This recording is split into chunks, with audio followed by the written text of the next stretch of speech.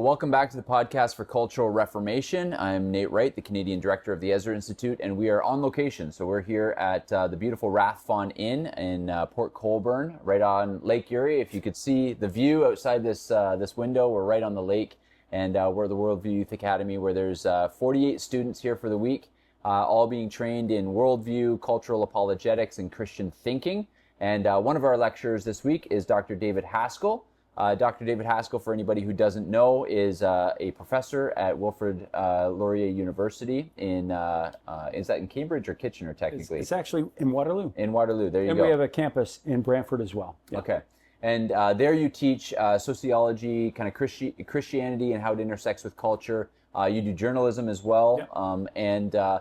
And really, you've been featured on Jordan Peterson's podcast a few times. You've had some of your public spats, whether it's be on Twitter or whatever, featured on Joe Rogan Experience. So why don't you just start by kind of telling us a little bit about how you became known as sort of this cultural warrior that you are now. You're a university professor who's saying, upsetting all the right people, I guess.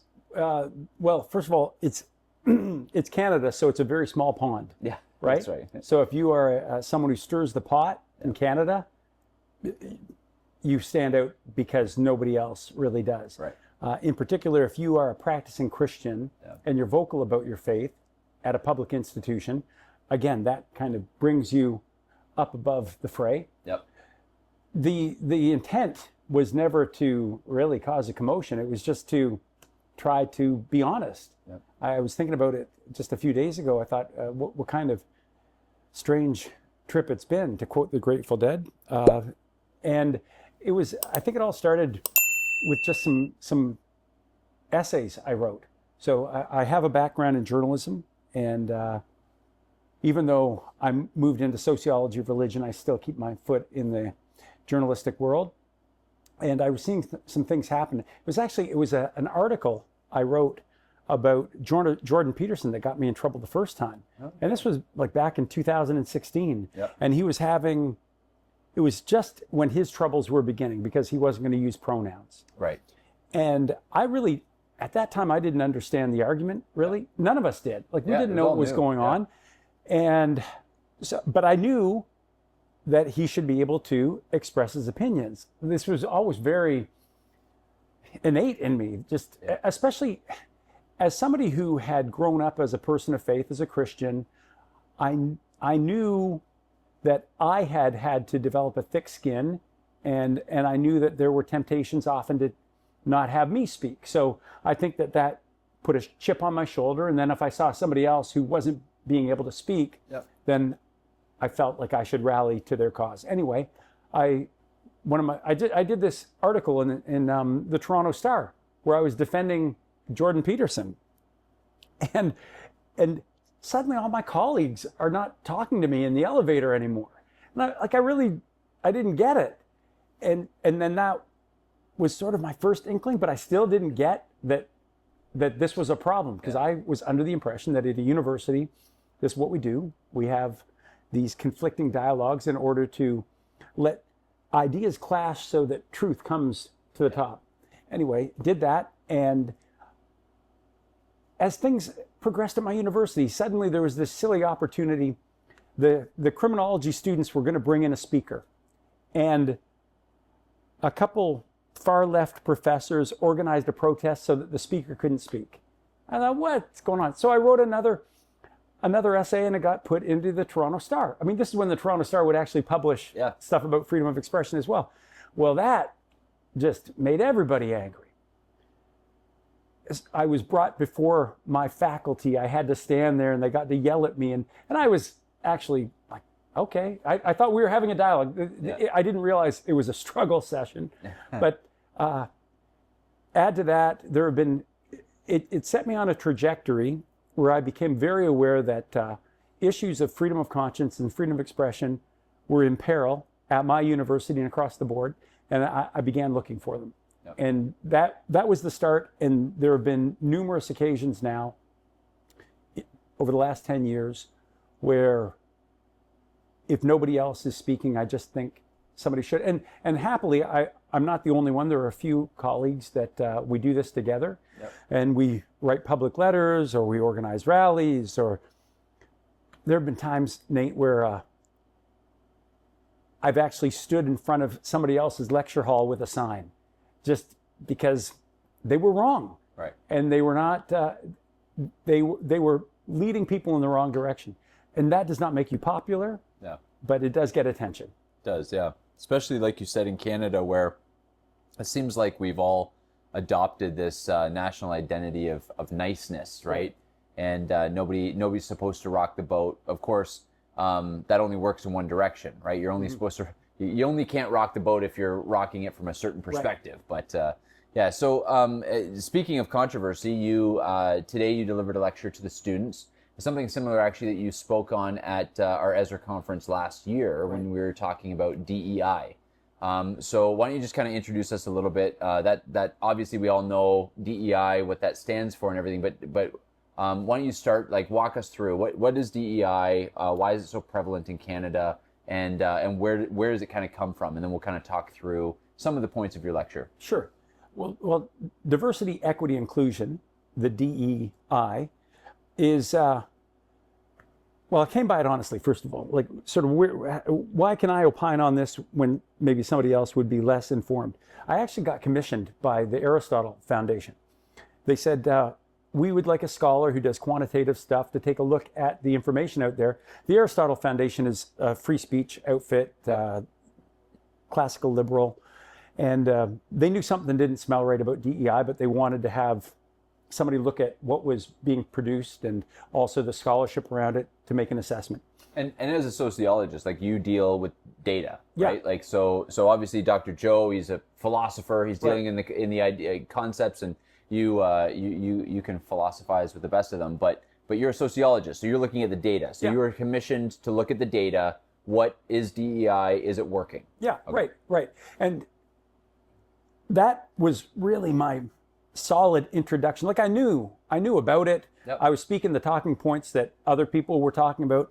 Having been watching the perils of Jordan Peterson, having watched the perils of my own university, I knew what DEI was, I knew what it did, but I'd never really taken a strong empirical look at it. Yep. And so that's what I did there. So that's where I come at it from. But to give the background that you were asking, where does it come from? Well, it really generates out of a long history of even socialism into social justice, into DEI. So really, really fast, we'd say that in the late 1700s, there were a lot of problems because industrialists were not treating their employees well. Women and children were involved. And so this new movement called socialism, and it was both a political movement, a philosophical movement, they were talking about how do we generate a better life for people overall? How do we share better even? Yep. And the first socialists were Christian. Yep. They were influenced by that. Yep. But then by about the 1850s, it becomes very atheistic. The Christians didn't feel welcome because they were like, we really don't want the government to force people to do things. That's not our thing. Yep. We're about morality, but we're also about freedom, and there's always that tension. So they got kicked to the back of the bus, and it was taken over by secularists. Suddenly, 1848, Marx comes along, and he really redefines socialist thought in his Communist Manifesto. Communism is the political way that socialism is delivered. Yeah. And socialism comes on the scene, makes it big in Russia, becomes the USSR, and they try it, and it fails. And by fails, I mean... very bloody failure, right, too. Really. And so this is kind of what kicks it off. The history of socialism is going to be a history of disaster. Yeah. That doesn't stop different governments from picking it up, though. It's like, oh, well, that wasn't the real socialism or the real communism. Again, the terms are often used simultaneously, synonymously.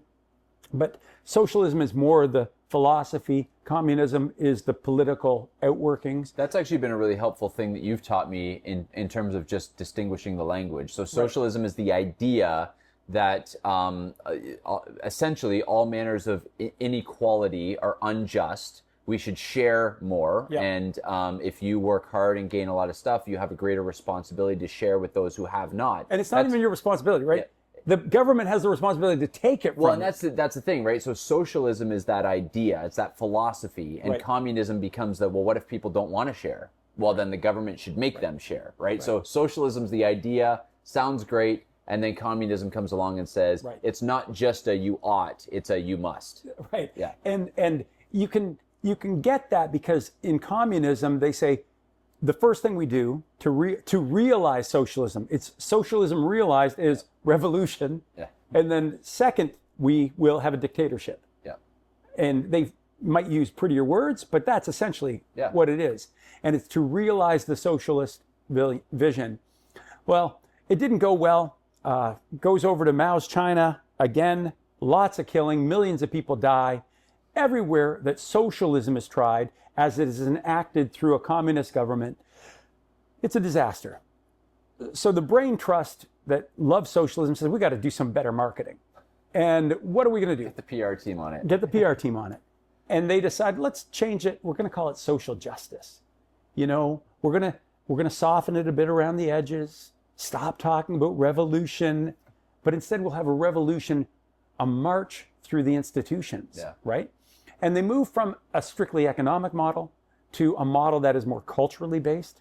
We move a shift from, well, the industrialists are the bad guys. They still are, incidentally, but we're going to make the bad guys anybody who is an overachiever, an academic overachiever, intellectual overachiever, morally overachiever, right? Anything that kind of sets you apart in a way that would be a traditional norm that said that's a success, a traditional norm that says that is a good, that is noble. So when you begin to frame your philosophy not around economics but cultural issues, it's a lot softer. It's a lot easier to justify because you really don't have to have the empirical data. Everybody's going from the gut and they say, oh, well, don't you feel like that person's a bad person? Don't you feel like... and you can see how Christians can get caught up in this once it's been repackaged because we're supposed to be people of compassion, sympathy, charity. These are all Christian virtues. But like you said, there's that tension always on the obligation of the individual in terms of what we should do and then what ought to be, what needs to be kind of top-down imposed. And so you can see how Christians get caught up in the idea. Once you attach the word justice to it, it sounds like something we should be in favor of. And that's what they did. And they knew that they could get even Christians on board. Let's talk about, well, you know, everybody will say, well, look at in Acts when everybody shared everything. Well, this is just what we're going to do. No, they wanted to do that. That was all voluntary. And I get that Christians actually do that, incidentally. Christians, if you look at any sociological measure, whether it's in the United States, it's in Canada, Christians give 3 times the amount to charity, double the amount to volunteering. And when they volunteer, it's for 40% more time, right? So they really do that already. And don't even talk about the multiplier effect of churches, because it goes beyond that. Often people will say, Christians, sure, they give to their own churches. No. First of all, they give more outside their churches. Even if you took their donations to the churches, they still give more than the average. But in their churches, those churches run food banks. Those churches run clothing closets. Those churches provide volunteer space. Those churches rally volunteers for other things. And the multiplier effect, there was a guy named Brian Grimm who did a study both out of the US and then in Canada, and it's into the billions. I mean, you remove Christian churches and after government, we are the greatest provider of social aid. So anyway, but we have this desire to do good, as we should. But where Christians get in a mess is when we forget the full message of Scripture. And God says, you've got to help the vulnerable. Those people who are suffering through no fault of their own, that is a private responsibility. You need to take it up. Just because it's private doesn't mean you avoid it. It means you embrace it. But at the same time, God's justice, well, that's part of it. Part 2 is you also have a right to impartiality. And the whole message behind social justice is that we want partiality, we want discrimination, we want favoritism, we want bias. And that Christians who don't know their Bible, who don't have a strong theology, that's where they get messed up. Yeah.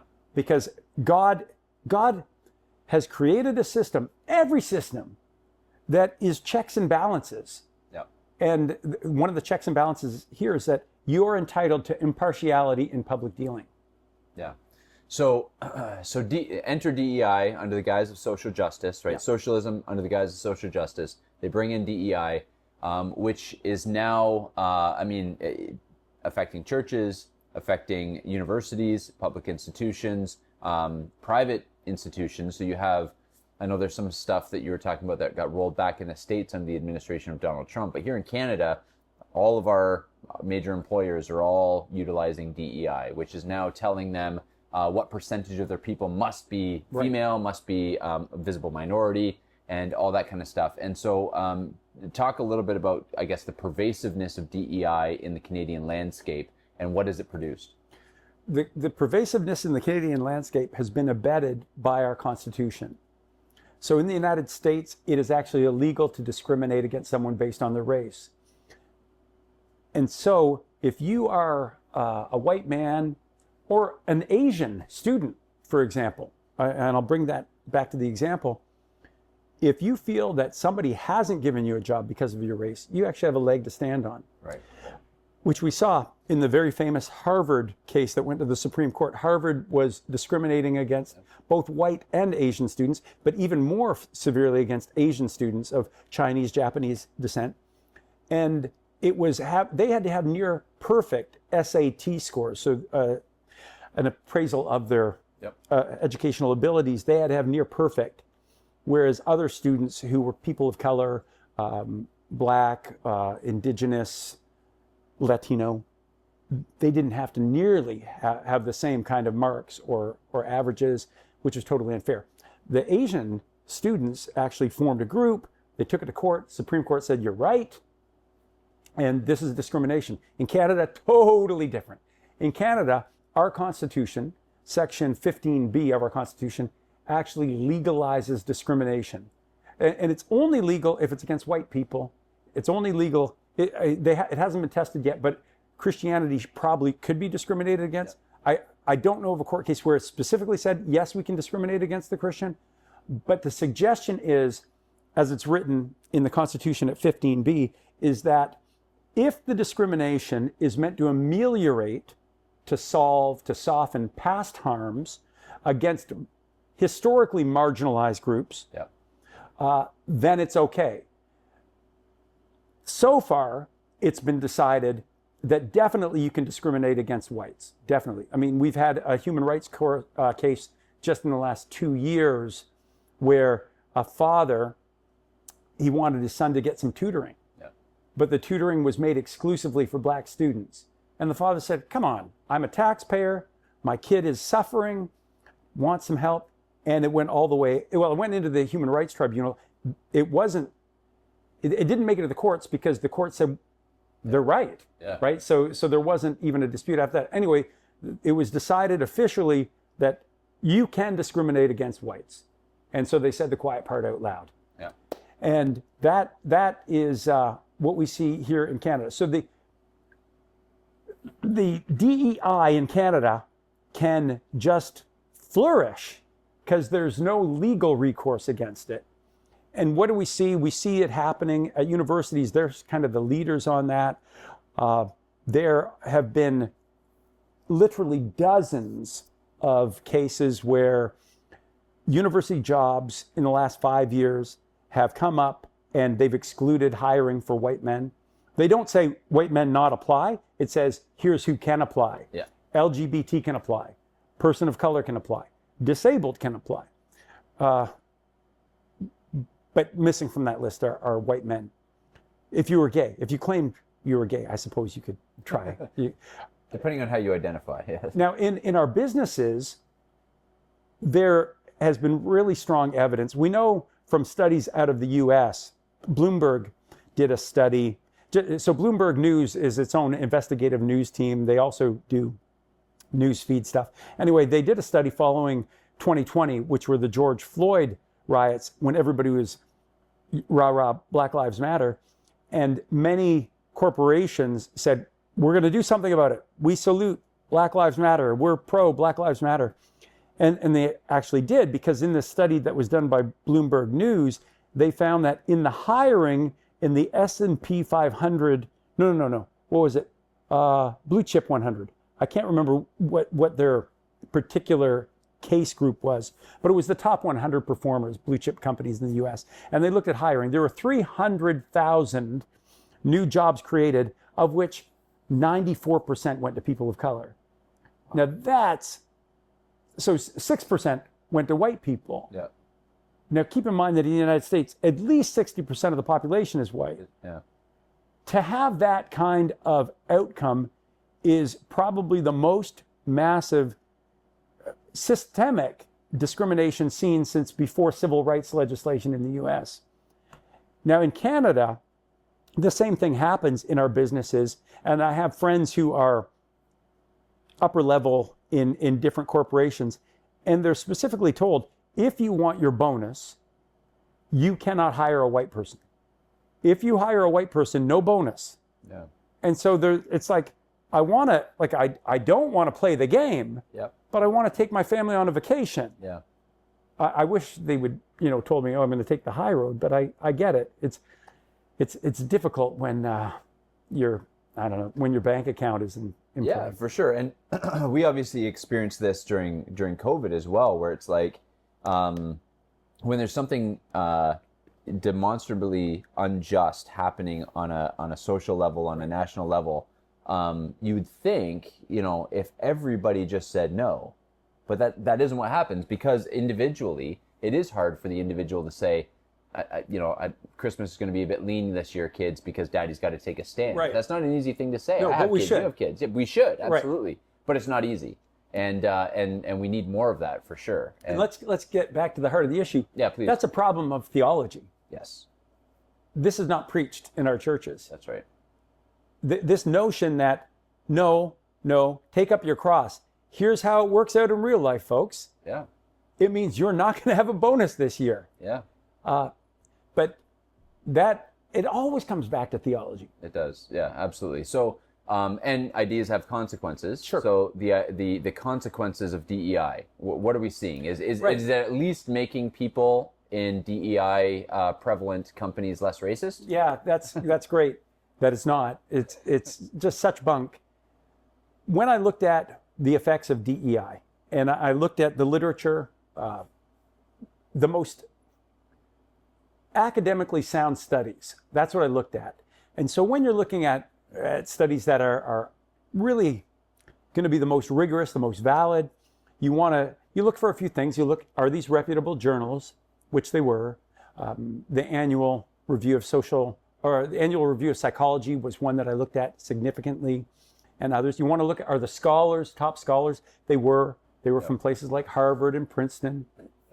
And also, what kind of method are they using? So the gold standard for methodology is something called a meta-analysis. So a meta-analysis is a statistical method that aggregates other studies, applies the same rigorous methods to them so that you're able to account for those studies that might have been less true, credible. Right. They like more biased. They had small samples. It's like, okay, these guys make very profound statements, but they only had a sample of 2, right? Yeah. So that's an exaggeration. Yep. But a meta-analysis really accounts for this. So there have been 3 meta-analyses since about 2018, and that looked at what does DEI training show. So I'm just talking about training here. Yep. What does DEI training show? The claim among DEI trainers is that it actually makes people less prejudiced. It actually improves group unity. Well, the meta-analyses say there's no evidence of that whatsoever. They say your claims that it does something positive are just not valid. They talk in terms of effect size. So effect size is this idea that if you went to DEI training and I didn't go to DEI training, the effect size is how much did it change you? Yeah. They say that the effect size is basically zero.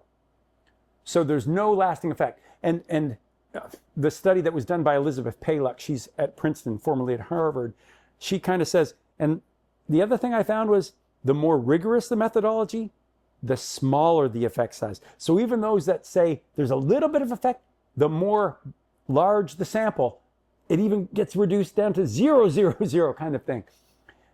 Others have looked at it. Devine and Ash, they did a study, again, the annual review of psychology. It's the most recent one, 2022. And they said, listen, I'm paraphrasing a bit, but I'm pretty close. They said, listen, all the claims that DEI training actually makes people better, just not justified. The claims have really gotten ahead of the evidence. So we know that it doesn't do anything good. This is the training. But we do know that it does bad. Sorry about my grammar. We know that it does things that it causes harm. And specific studies that looked at DEI training have unequivocally found it produces prejudice. It exacerbates bias. It actually can lead to hostility against the majority population. So you could look at studies by a guy named McRae from the University of Aberdeen. He looked at it. He talked about something called the rebound effect, that you go in and you take DEI training and it actually reinforces stereotypes. Another woman, Lisa Legault, she was at the University of Toronto. She did a similar study, said, yeah, this anti-racism training of DEI that says don't be prejudiced, don't be prejudiced, it makes you prejudiced. More recently, probably the best study that's been done on this was a study that looked at DEI curriculum that's used across Canada and the US, and they did an experiment with it. They brought in over 400 participants, had them exposed to this stuff. They had a control group as well that wasn't exposed. And then they showed them different scenarios. And they said, what do you make of this scenario? Well, the people who did DEI, they were seeing racism where none existed. But more than that, they also said the people who are perpetrating this imaginary racism, remember, no objective racism happening, they said they should be punished. So it created this Manichaean, which is Manichaean ideas that these guys are bad. Actually, white people are bad is what it was. Yep. And the people of color are good, and the white people should be punished. And that was out of Rutgers University just in the last year. One of the lead researchers was Lee Jusum, who's just been phenomenal at studying this stuff. So that's the effect of the training. The effect of the program. So the programs are where these ideas are put in place. Yep. Well, I've already intimated what the effect is. The effect is that if you're a white guy, a white straight dude, white straight Christian dude, your chances of employment are really slim. Your chances of government funding are slim. It affects your livelihood. It affects your ability. We know that that just it is in our universities, it's in our businesses, and in Canada, we really don't have a way to fight it. Yeah. And what's interesting is that the hostility that we see in the culture around us that gets pointed at different things at different times, it seems like the intensity of the DEI training and the way it's been shoved down everybody's throats at their workplace and their universities, even in the media, which is obviously a major problem, it creates this sort of like fomenting mob mentality where everybody's angry and it's just, who do we point it at now? And it's created a lot of civil unrest in Canada. I mean, we see divides where there weren't divides before. A lot of, I would say, and you and I would believe that, there's no such thing as neutrality, right? Neutrality is a myth. But there were kind of places of seeming neutrality. Sports, right? It used to be that whether you're black, whether you're white, whether you're a conservative or a liberal, you could get together and cheer on the Maple Leafs. But even sports is now being politicized. And right.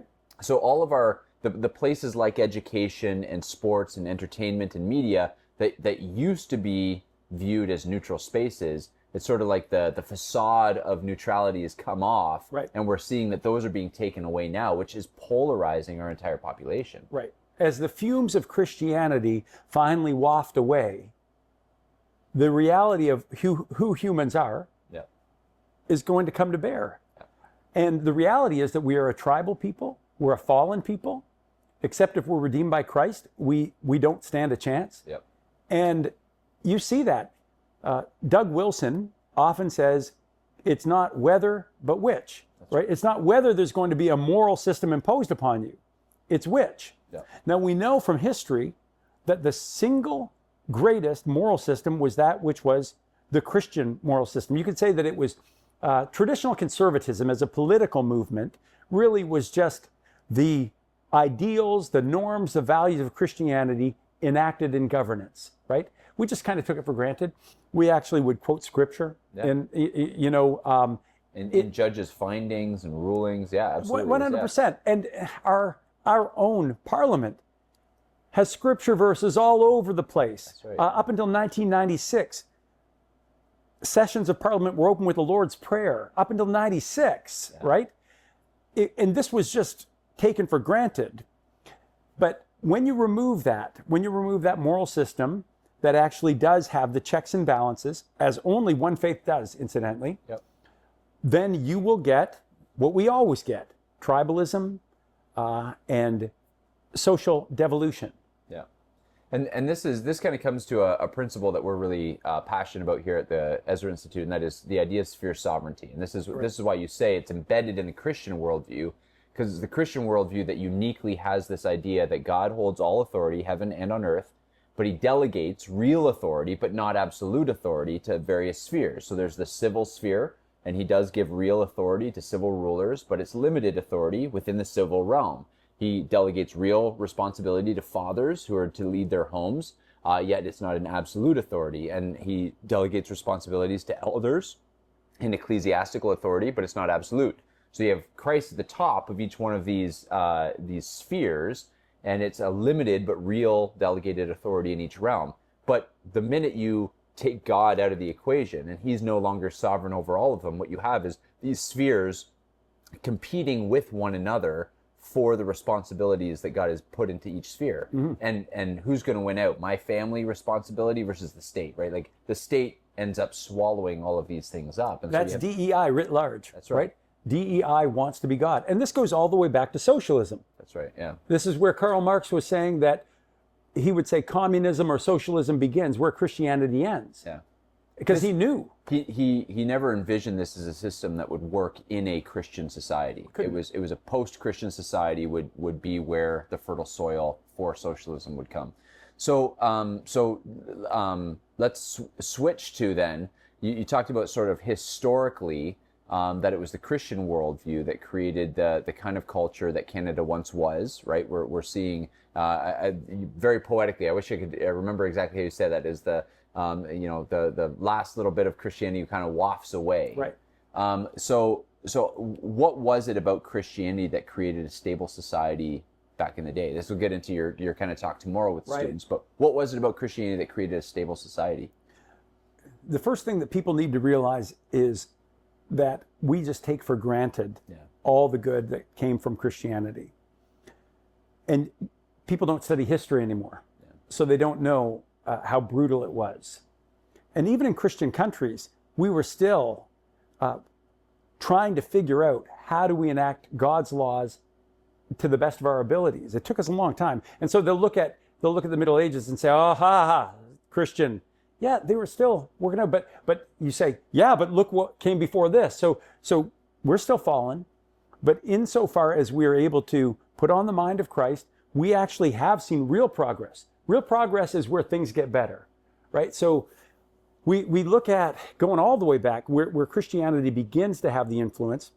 It really has a very strong, I'll take the Anglosphere. So the Anglosphere are English countries. And the reason that I choose that is we have really good historical documentation of where Christianity influences England, for example. It's influencing all of Europe. Yep. It's even influencing Greece and the areas of the Middle East where it was present. But it slowly, Islam takes over there, and then it keeps progressing in Europe. So what happens is that Christianity informs the system of law. Now, people will often say, well, we're so grateful to have English common law because English common law was based on a system of precedent. But they forget that the precedents that we love so much in English common law were the precedents of Christian morality. That's right, yeah. So it's a very, what's called an iterative process, a reiterative process, where Christian norms and values become de facto in society, and then they get picked up in the precedents of law, and then we say, oh, don't we love those precedents of law? Well, of course we do. Right. But at the same time, the rulers of the day, within the Anglosphere, they realized we are definitely, our ideas of law are embedded in Christian morality. So we don't want to untie them. I'm trying to keep it tight, but I'll give a few casts out just to say that if you really wanted to see how Christianity influenced law, there was a guy, Harold Berman, who was a Harvard professor of law. He was a Jewish guy who actually converted to Christianity. Part of his conversion process was he saw the good that came from the Christian influence within law. So he's written multiple volumes showing how English common law, which then translates into the common law that you find in the United States and the legal system of Canada, how it can't exist outside of Christianity. Similarly, we have people like Larry Siedentop, who is a professor at Oxford, who wrote a book called Inventing the Individual. And he essentially takes all the historical documentation and says, you can't get human rights without Christianity. We have other people like, popularly right now, who's the guy who plays Spider-Man? Tom Holland? Tom Holland, yeah. Okay, so not him, but the guy with the same name, Tom Holland, who's an English historian, who wrote the book Dominion. And again, as a historian, he looks and he says, everything you love about about Western culture, you can't have it without Christianity. So we have, again and again, very scholarly accounts that trace what we would call the norms and value of the West directly to Christianity. So we depend on it that way. So I'm going to leave the historical context and say, what I have seen empirically as a sociologist is that the norms and values of Christianity also lead to individual and societal flourishing. So I already mentioned that if you want to see who gives the most, who creates the most social good in a society in the West, it's Christians. They volunteer more and they give more to charity. And the thing about that is there's even a hierarchy of Christians.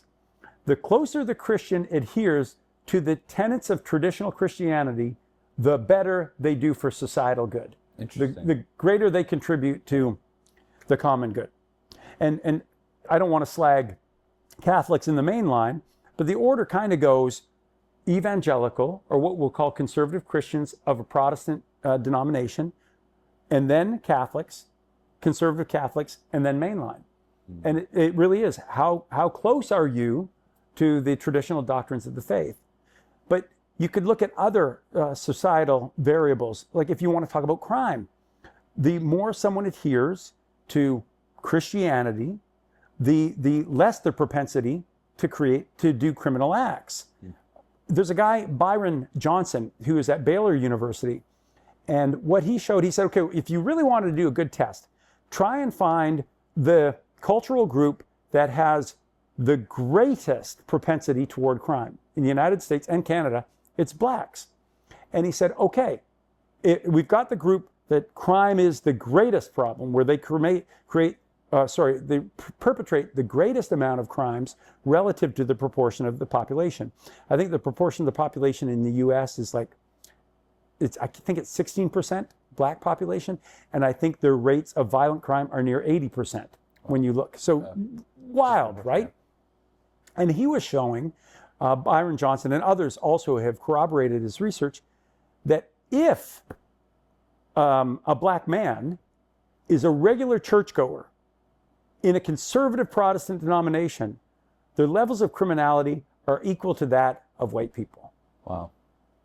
This is not a race issue. Yeah, this is a cultural issue. Right. So that's exactly what I was going to say. This isn't about genetics and ethnicity. No. This is about culture, right? And you can probably look at all kinds of as a sociologist at what are the factors involved here, and you could probably look at the rate of fatherlessness in black populations and all these kinds of things. So it really is a cultural problem because Christianity is not a multicultural religion, right? It's a monocultural religion. It's the the culture of the kingdom. It's multi-ethnic, but it's not multicultural. Right. Yeah, that's right. And so others have corroborated that. It's not anything magical. I mean, I'm going to kind of dismiss. Well, it is. I mean, it is spiritual. Like, I really, supernatural. I really will say that when someone puts on the mind of Christ, there is a transformation. Absolutely. You know, and so we look at. Remember when Paul talks about the Cretans, and how they have. They're all lazy. They're all lazy, but at the same time, implicit in his argument. So I hear negative things about minorities, right? And it's like, oh, well, let's use this stereotype, negative stereotype, and it's like, okay, well, Paul's using this negative stereotype against the Cretans. But we also realize that he says, is he talking to Timothy or Timothy? Titus. He's talking to Titus. And he says, but, implicit, if you preach to them. That's right. They Rebuke too. them harshly. Right? Because they'll Tell them change. to stop. Right. That's right, yeah. And so the thought is, all we need to do is put on the mind of Christ, because Christ transforms. Yeah. And the evidence is in the sociological data. There's even, people say to me, well, okay, but why do you keep focusing on Christianity? Christianity, it's just religion. Religion makes people better, right? No, not at all. The uniqueness of Christianity stands out in the sociological data. I'll give you an example. There's a woman, Carol Graham, I think she's at the Brookings Institute now, but she did a phenomenal study where she looked at happiness around the world, right?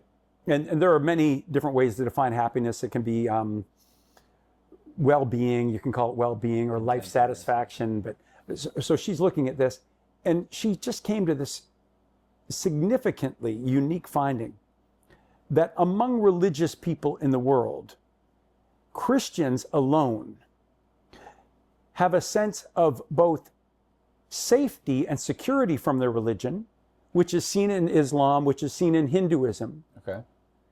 But they uniquely also have a feeling of joy, which is not present in Islam, and which is only minimally present in Hinduism, but is explicitly and significantly present in the believing heart of a Christian. Wow.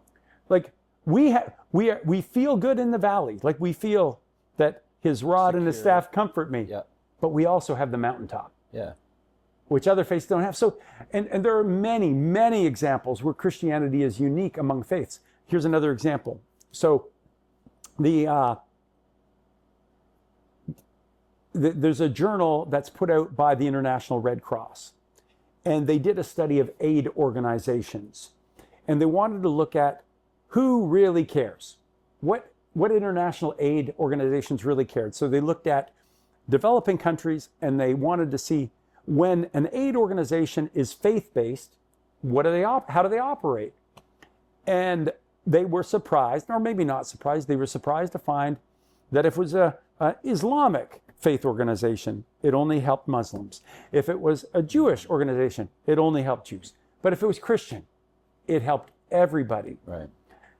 Going back to theology, Christianity is unique in saying specifically, you are only righteous to the extent that you help everyone. It's the story of the Good Samaritan. Yeah, and Jesus says, like, if you only love those who love you, Right. like, what good is that? So it reminds me. I won't use any names in this story, but at the previous house that I lived at, we had this really great like community. Our street was very community oriented, and we had friends on the street, and it was us and them who kind of spearheaded this thing. And in our city, we found out that there were funds that were available for community building. Right. And so every year we did a little gathering on our street where the city would actually come. They'd drop off picnic tables for us. They'd close down the street, and they'd give us $500 where we could spend it on food to have a community barbecue and do some fireworks and all that kind of stuff. So we're like, hey, if the government's going to pay for our block party, let's do it. And so we had it was a very eclectic group. But on our street, there's these two Catholic twins, and I had interacted with them several times. Once they found out that I was a pastor, they always came over with questions. And I got to know them because we were doing some pro-life work at the hospital, which is right near our house. And they were always faithfully out there praying and all this kind of stuff. And so I had lots of conversations with them about faith and about Martin Luther. They love talking about Martin Luther. Right. But it's interesting. So I was talking to this Muslim neighbor, and they came up and said hi to me or whatever, and then they kind of walked off. And I had been talking to my friend who's a Muslim, and I said, oh, those are Catholic twins, and I met them when I was doing some pro-life work at the hospital. And so I said to him, just trying to spark some conversation. I said, it's interesting. I know as a Muslim, I know you guys are against abortion. Why is it that it seems like it's Christians who are always out battling abortion, and the Muslims aren't there, holding signs with us? And he kind of said it tongue in cheek, but he said, well, what do we care if infidels kill their babies? And it was interesting, and he kind of chuckled, and then we kept having the conversation, and what our conversation revealed was that in Islam, ends always justify the means. And yet in Christianity, we hold this value to the image of God, and it doesn't matter the religious affiliation obviously there are, do good to all, especially to those of the household of faith, right? We are to take care of one another in a more significant and tangible way, but our love for and the sanctity of life, it extends to all image bearers. Right. And so it is interesting that I think in Islam, the ends will justify the means, but in Christianity, the only way to righteous ends is with righteous means as well.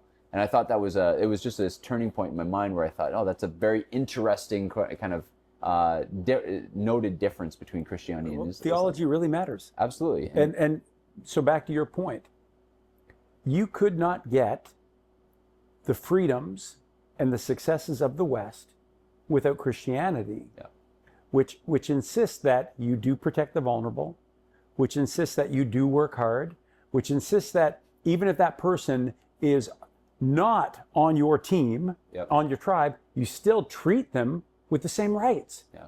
That's antithetical to other religions. It is. Yeah. And so you see that worked out. For example, in Islam, the idea of zakat is the idea of donating to charity. Muslim scholars have said, you only need to give to Muslims. In fact, others in a particular Egyptian school of interpretation have said, you should not give to non-Muslims, right? Very exclusive. In India, the greatest amount of charity done to the people of India is by Christian charities. Well, at least until about 2018, when Modi came in, who's now the prime minister, he actually outlawed about 10,000 Christian charities. Wow. Because they were making a lot of converts. Right. And so, and he's very nationalistic, and he's saying, India for Hindus. And so that isn't, it's less impactful now, but even today, people in India of the Christian faith, even though they are the smallest number, they still, relative to their population, give more than Hindus and more than Muslims. So the single greatest charitable givers in India are Christians. And up until about, again, it was 2016 or 2018, the greatest amount of charity done in India was done by Christian organizations, despite literally 1 billion Hindus. Right. So it's so interesting to talk to you because I think, oftentimes we live in the realm of ideas and philosophies and theology. And as a sociologist, you're looking at the data and you're saying, we would say theology matters, ideas have consequences, what you believe will always materialize in the world around you. And you're saying, yeah, and the data supports that. That's absolutely 100%. If anything, so very often people will talk about a presuppositional argument. Yep. The presuppositional argument is this notion that God's word is truth, right? So start with God's word. And I get that. But God's word as truth is reinforced by all of the evidence. And you would expect this to be the case. That's right. Yeah. If God's word is truth, and it is, then you would say, well, then where it is applied as God intended, it should bring flourishing. And it does. There's a really amazing study done by a guy named Robert Woodbury. He's now at Baylor University. And what he wanted to do was figure out, why is it across the world in developing countries, you can have two countries side by side. They've got the same geography, they've got the same minerals, they've got the sort of same resources, almost the same culture. But one move toward freedom, liberal democracy, all the things that we would associate with success, stability, education systems, healthcare. And the other one right next door. Why? Why would it fail and sink into greater chaos? And he determined that the single variable for success or not was the presence of conservative Protestant missionaries. Wow. And this was like a landmine, an atomic bomb that went off. He published it in the American Journal of Political Science. It's called The Missionary Roots of Liberal Democracy was the title. And he won just the equivalent of the Nobel Prize, but for political science. And he was just taken to task, and people wanted to prove him wrong, that it was something else, some other variable. Must be something. Must be something else. And it has stood the test of time, and it has been corroborated again and again. But that's fascinating. And what he will say is, he says, these people, state missionaries, by the way, missionaries that were working on behalf of the government actually had ill effect. But those that were operating independently, just because Christ had commissioned them, right, they were the secret sauce. They were there because Christ was in their heart, because they wanted to fulfill their vocation to Christ, and they had phenomenal success because they were really interested in the people. Right. They said, I love these people. These people are my brothers. I see them as equals. Therefore, I don't accept this mistreatment. Therefore, I do want them to be able to read. I do want them to have health care. Yeah. And so he traces it and he says, yeah, you find yourself missionaries who were conservative Protestants, kind of independently sent outside of government. Yep. And that's what's going to make us the difference between whether one country prospers or another wouldn't. Fails.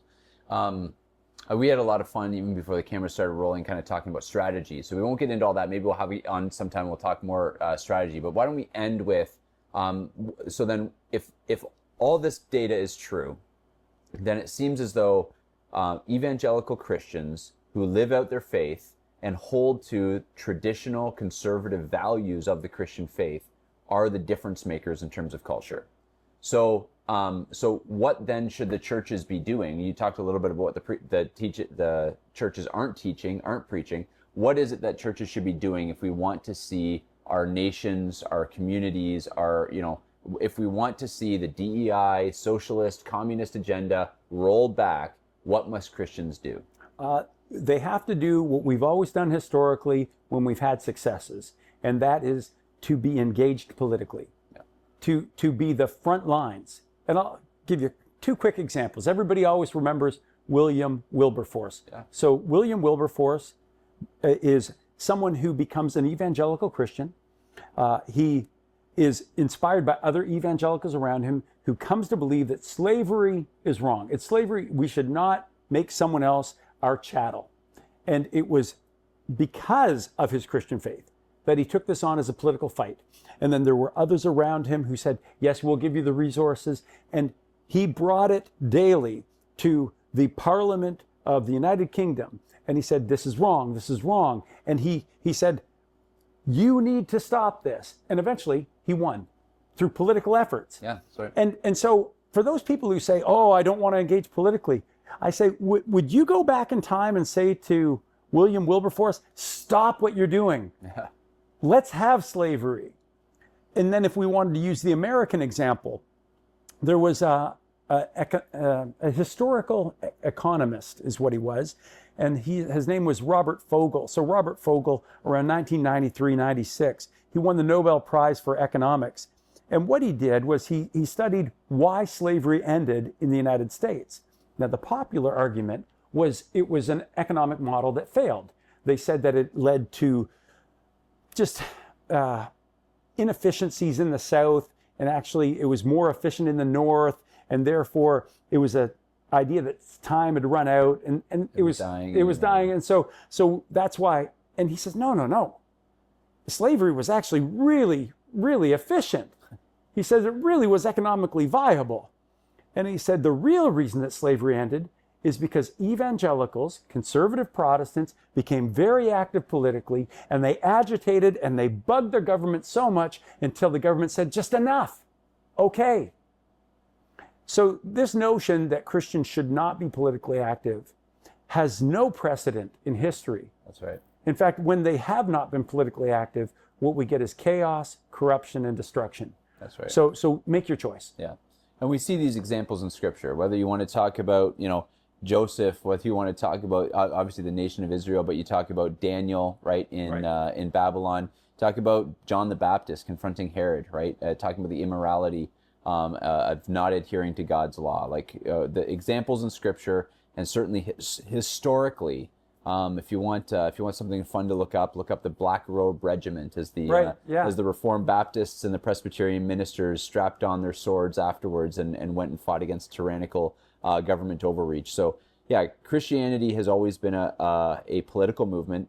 The phrase itself, Jesus is Lord, was a highly political statement in the day, because if Jesus is Lord, it means Caesar is not, right? And when you look at what turned the world upside down in Acts 17, right, it was the teaching of Paul and Silas that there's another king, one Jesus, and they're acting against in defiance of the decrees of Caesar. So absolutely, Christians need to remember that it is not a political religion, but it's a religion that has something to say in the political realm, and Christians ought to be involved once again in political efforts, institution building, all these kinds of things. So thanks so much for your time. For anybody who appreciated that, where can they find some of your writings, some of your talks, where can our listeners interact with you? Whenever I do something that's kind of in the public domain, I'll put it on my Twitter account, which is now an X account. So that's at D. Millard Haskell. That's not to be pompous. Like, I use D. Millard Haskell because there's actually other David Haskells who are professors, and people mix us up. So at D. Millard Haskell, and anything that I'm going to be putting out as I write new essays, as I engage with the culture, I put it there. Awesome. Well, thanks so much for being here. And for anybody who wants to take a look, we'll be posting his talks from the Worldview Youth Academy, and this podcast, obviously, as it drops, those will become available shortly. Thanks so much for being with us. And until next time, we'll remind you that from him and through him and to him are all things. To Christ be the glory forever. Amen. See you next week.